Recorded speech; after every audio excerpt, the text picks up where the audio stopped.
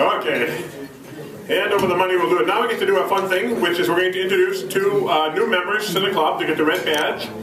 The two new members in the induction ceremony are members who have been here. You've had a chance to meet them. By now you should at least have an idea of their face. So if I could have Murray Mack and Brad Hanson come up for a minute. And also, I'm Brad's sponsor, but Murray's sponsor is here. Pat? Not sure. Oh, okay. Pat's not here. I didn't see him come in. I tried to get him. Okay. But come on up here anyway. You can stand up, stare at him so you get a good look at him. And those of you who can't see, you can get around the other side and take a look so you know who it is.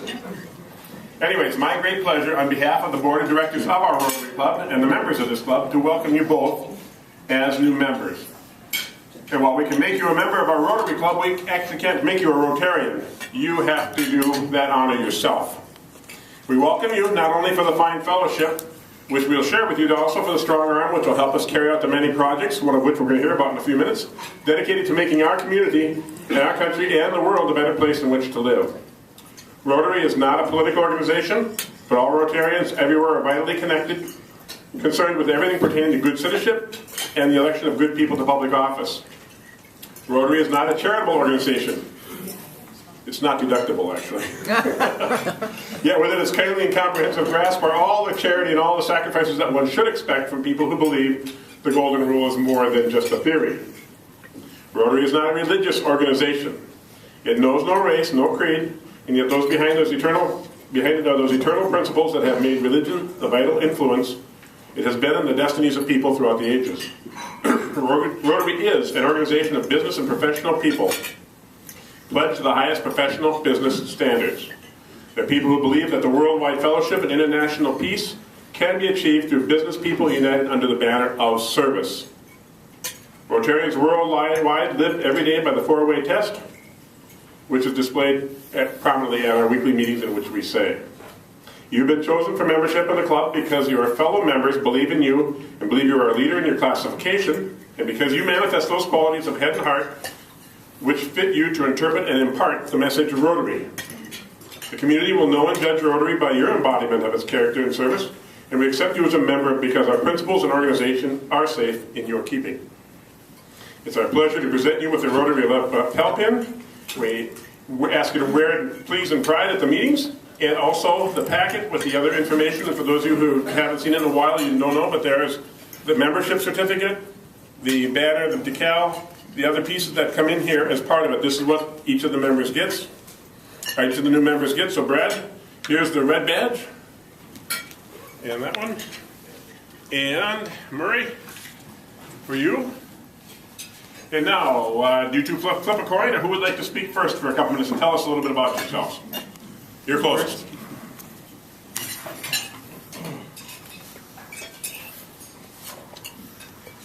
Well, if there's one thing I've learned about Rotary in the 5 or 6 meetings that I've been to, is you don't come up here without money, typically. You get 5 happy bucks here for recognition of being inducted today. Whoever gets this. Set it right up on top. Well, I'm gonna keep this pretty simple, especially knowing I may have to give a presentation later with more details, and especially what my first car was. I'm not going to reveal that information at this time. The basics are: I was born in 1959 in Grand Forks, North Dakota. I actually grew up in East Grand Forks. Grand Forks? Good. Graduated in 1977 from East Grand Forks. My claim to fame up to that point was playing hockey against Neil Broughton, who was from Roseau, played for the North Stars. Actually went to UND for a year. Where's Schluchter? He probably is not going to like to hear that. And then in 1979 went to North Dakota State University for architecture. Graduated in 1983. Actually, that's the year I got married also, from a fellow NDSU grad.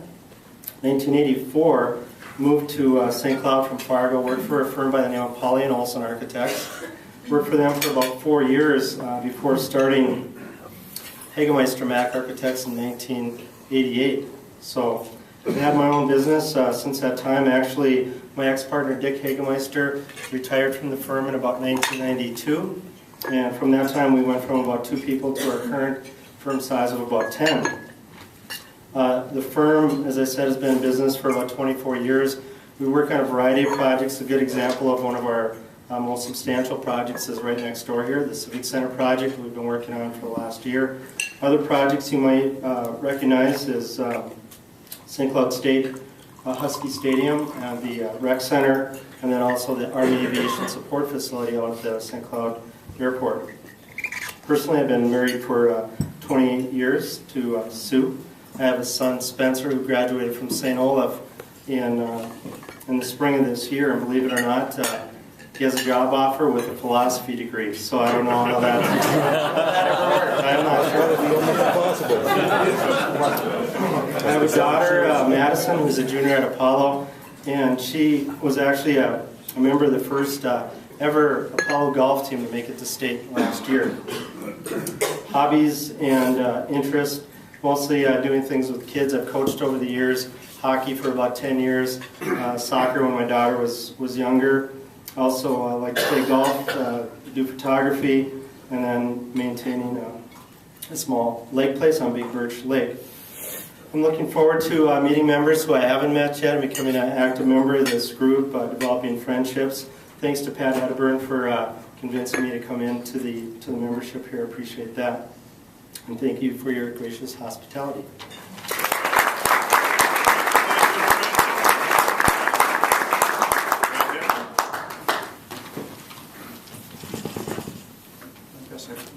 Get the money. I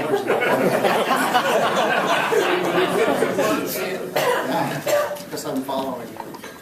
Well, my name's Brad Hanson. I grew up in southwestern Minnesota, a little town called Slayton. And from high school there, I went to college at UMD up in Duluth. Went to law school at the University of Minnesota.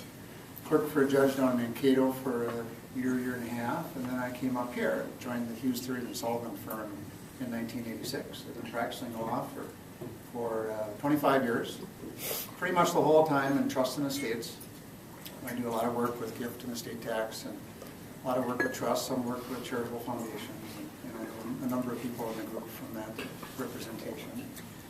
I've got a wife of 24 years, Lisa, who is an accountant with the business office at CentraCare Clinic. We've got 2 children. Our oldest daughter is a sophomore at the University of North Dakota up in Grand Forks, and our son is a senior at Apollo High School. And he's looking forward to going to Arizona State next year. Anyway, that's Thank you both. We look forward to your membership and your participation. And Lori, did you want them to go with you now? Yes. Okay.